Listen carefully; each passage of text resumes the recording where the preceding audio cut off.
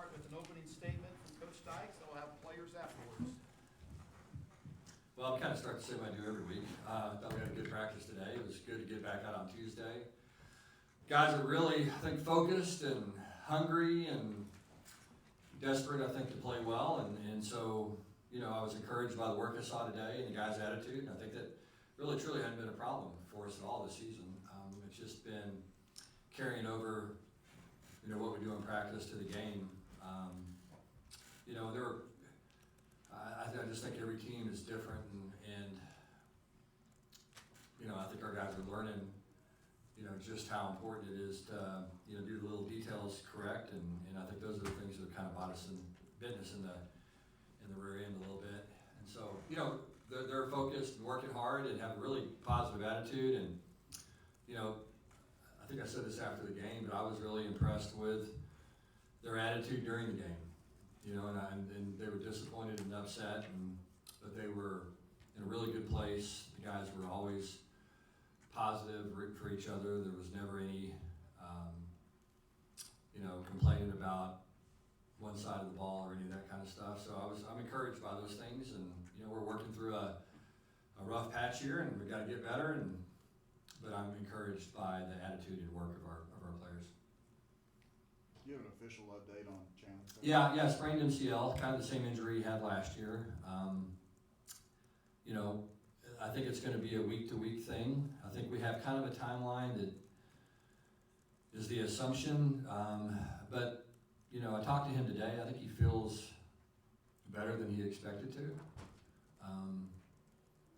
And so, we'll kind of see how he progresses and how he heals. He says he feels a lot different this go-around in a positive way than he did last go-around. So, we'll kind of see how it plays out.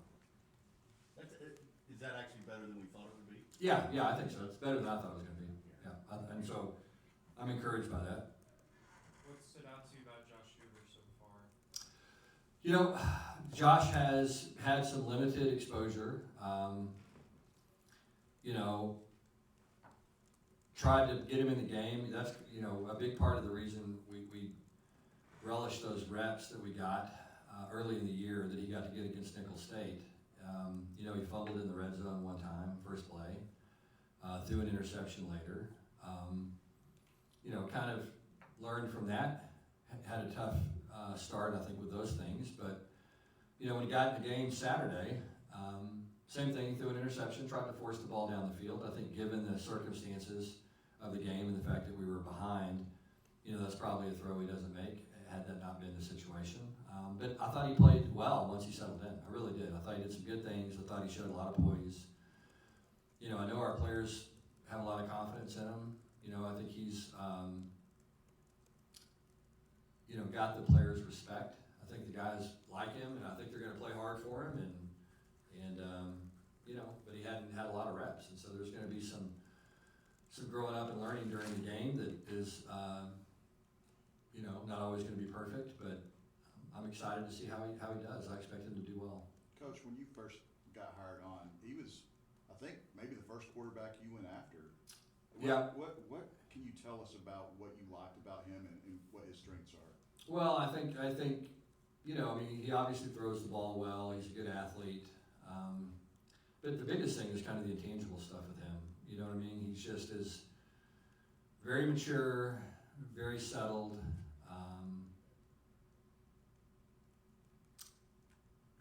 Very hard worker. First guy in, last guy to leave type of guy. When you do that consistently over a 2-year period and you're not the starting quarterback, I think that shows people a lot about your character and who you are. And I think people are always watching. A team is always watching the guys on the team. And, they come to respect guys that put the kind of work in that he puts in. And so, as I said earlier, I do think that there is an appreciation and a respect for him,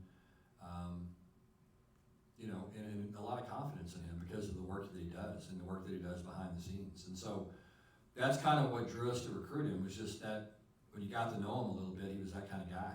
He just was going to be somebody who got the most out of his talent, who was going to have a great work ethic, who had been really productive as a high school quarterback, but also at the same time, just had kind of that it factor. What are some things you guys think you can do to kind of make the game easier for him? Yeah, I mean, I think the thing we got to do is just focus in on the things that he likes and he's good at, and so that's been the big challenge for us. Offensively this week has been number one, what can we execute consistently? Number two, what's he comfortable with and what does he like? And so those are the things that we're going through, and as we install the game plan, part of it today and the other part tomorrow, and kind of get it all fixed on Thursday and Friday, there's going to be things that he's going to say, I really like this, I don't like this as much, what about this, and so it'll be a little bit of a moving target as we go through it, but he's really smart, picks things up. I mean, it's not like we're going to have to limit what we're doing, you know what I mean? He knows what to do, but I think the biggest thing is always just try to build the offense around what he likes and what he's comfortable with. Coach, trust between the quarterback and the receiving core has been a big topic, especially this season. Right. How do you see that kind of coming? Yeah, I mean, I think there's a lot of confidence in him, and I think we're starting to get everybody back and more reps, and the more reps they get, the more that confidence comes. I mean, there's no shortcut for that stuff. I mean, there's just not. And so it takes time. I mean, good quarterbacks and good receivers, those guys work with each other, 200 plus days a year probably. When you start looking at the elite quarterbacks in college football and the elite guys in the NFL, I mean, we saw Pat Mahomes training here in our indoor facility a bunch this summer, and, there were guys that got on flights to come out here and practice for a couple of days. That's how important that stuff is. And so when those guys have a chance to work together consistently, then that's when the magic happens. So we're doing some catching up because there's some late additions, and we're relying on some guys a little bit more maybe than we thought we were going to because of injuries or whatever the case may be. And so that's still a work in progress, and I wish we were further along than we are, but the bottom line is we're still trying to get there. Last week against Iowa State, you guys shifted the offensive line. Brandon moved back to Yeah. left and Andrew moved back to right. Was there a thought process behind that? Yeah, just I think the biggest thing we wanted to do is just make sure that we set an edge with the tackles. We felt like we'd given up a little bit too much push at times, pocket collapse, and so we just wanted to get those guys back playing at the positions we think they're best at playing and more comfortable playing. And so that was kind of the reason the move was made. And felt like that some guys worked themselves into getting on the field. Deary's somebody who I thought, continues to practice hard. Again, he's a new player. He's figuring things out, but he is, he's tough. He's a tough-minded guy. He plays physical. He plays hard. He's got good size inside. Just like the way he plays, and felt like that he deserved to get on the field a little bit more. And so, we felt like, okay, who are the best five? The guys that are producing and give us the best chance to go win games, and we feel like that was the best five. Will that be the case again this week? Yeah, that'll be the case again this week, and we're not giving up on anybody. I mean, there's a lot of guys that are continuing to develop. I mean, obviously Ben's going to be a guy that's going to develop. Mike Nichols has done some really good things for us at times this season, and Mike just hadn't played that much, and so we're still trying to get guys to come along and to play at the standard they need to play at. What has kind of stood out about BYU when you guys look at the film? Yeah, just a good solid football team. I think that's the bottom line. I mean, you look at them and they're good on offense, they're good on defense, they're good on special teams. It's a solid team. They don't make a lot of mistakes. They execute in the red zone. They're good on third down. They just don't make a lot of mistakes. Very few penalties. Like kind of what we talked about that we're not doing. They're playing winning football, and they're 4-1, and that's why. It's because that's been their formula, is to go out and to play winning football. Take care of the ball. Really be good in special situations. And do the things that it takes to win a football game. And they've done a really good job of doing that. Coach Kalani Sitaki yesterday talked about y'all's relationship and how he and his wife kind of look up to you guys, you and Kate, as to how you handle things. What's he like off the field? I mean, we see him.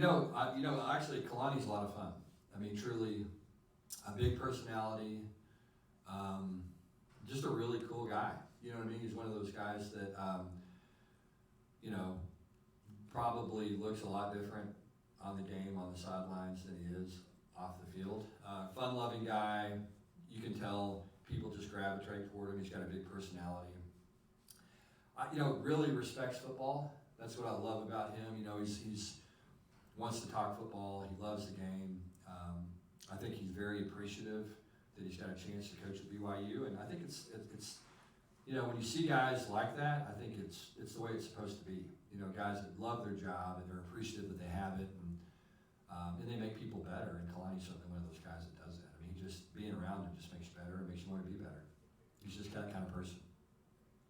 Defensively, it feels like the team has leveled out a little bit and, Yeah. and is looking progressive. Yeah, I think we're getting there. I think we're getting there. I think at times, we gave up a couple of big plays on Saturday where we got out of some gaps, and we can't do that. That's the thing about it is like it's like anything else, and it's kind of what people have done to us to an extent is, in today's college football, man, it's hard to string together a 15-play drive.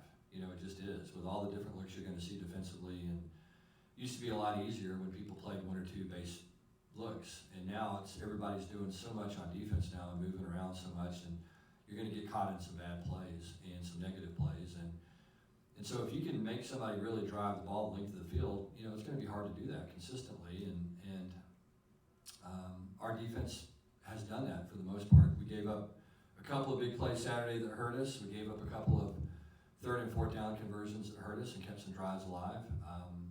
But I think that we're getting better. You know what I mean? I think we're more consistent week in, week out, and I think our young defensive line is improving. Those guys I think get better all the time. Johnny Hodges was a loss for us. Just what he could do and how he could do it hurt us a little bit. But Shad has come in and really upped his game a little bit. And I think the fact that Shad could kind of bounce between Johnny and Jamoy and keep those guys fresh, we missed that a little bit. But we've got some young linebackers that I'm excited about, and they're starting to earn a little bit more playing time and get on the field a little bit more, and excited to see what those guys can do. And but I like the progress that we're making. I really do. And I think the guys have been, playing hard. They've been consistent. And I think that we're starting to get, better corner play. We're going to need it Saturday. Those guys are going to test us, and they do a great job throwing the ball. And so anyway, I think it'll be, like I said, I'm proud of the progress that our guys have made. Coach, when you look at the offense, is there anything that you want to see more from maybe a play calling perspective, or maybe see more certain individuals involved more in the offense? Well, I think I just want to see consistency. I mean, that's been the issue. And I'm not look, when a play doesn't work, it's everybody. It's always everybody, and I'm never going to throw a player under the bus. But like we got to midfield, we had a 4th and 1 the other day, and we had the perfect play called. We anticipated a certain blitz. We had a perfect play called for the blitz. If we execute the play, it's going to be a 20 to 30 yard gain minimum, and potentially could be a touchdown, and we have somebody go the wrong way. And we've repped the play. I think we went back and looked at it 26 times, I think, versus that look. So, do you have an explanation for that? I don't. You know what I mean? It's the same thing. It's always the same thing. You got to go back and you got to do better as a coach. It starts there. Somehow we made that mistake, and we can't do it. It's the same thing on the punt team. We have guys on the punt team that, we got a punt blocked. We had somebody that cut somebody loose, and they've never done that once. I can show you literally hundreds of times that we've showed them that block, and they've blocked it right every single time. And so, again, we need to do it 100 more times. That's what coaching is. It's understanding that, look, it begins with us, and if something's happening and they're not getting the communication or whatever, then we're not doing a good enough job of teaching them or emphasizing it. But that's the kind of stuff that we've had issues with, more than anything else. And it's guys that have played a lot of football, and it's guys that are good players. For whatever reason, we've made mistakes in critical situations this year. And we have to figure out why and get it fixed. Coach, in the NFL, when they're talking about quarterbacks, when a guy gets hurt, another guy comes in, it's all about reps and Yep. practice. Yep.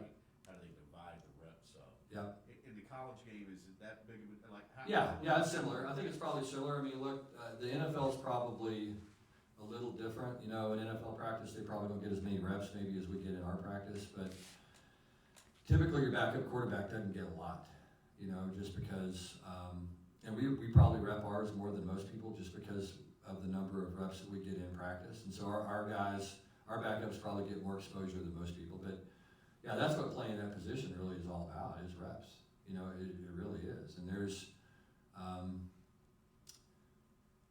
you know, because you learn from every single time you drop back and throw. I've always equated it to an at-bat as a baseball player. You know what I mean? It's one thing to hit off of a pitching machine. It's another thing to get into a game and get game reps. And those things are very difficult to replicate.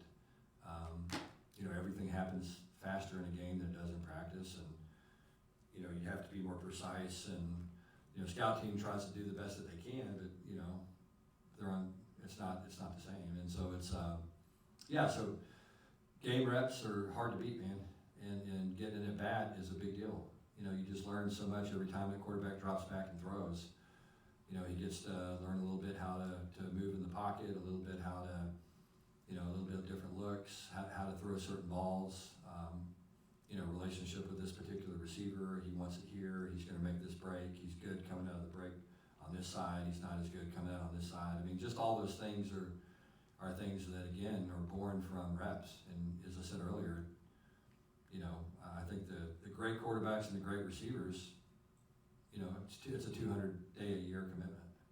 Does it put more pressure on this week though with your backups like? Yeah, I mean, sure it does. Yeah, of course it does. I mean, it just haven't had as many reps as Chandler got, and so you know they're a little bit behind, but you know, there's no excuse. We got to get caught up. We'll go 2 more questions. Does your, Go ahead, Jim.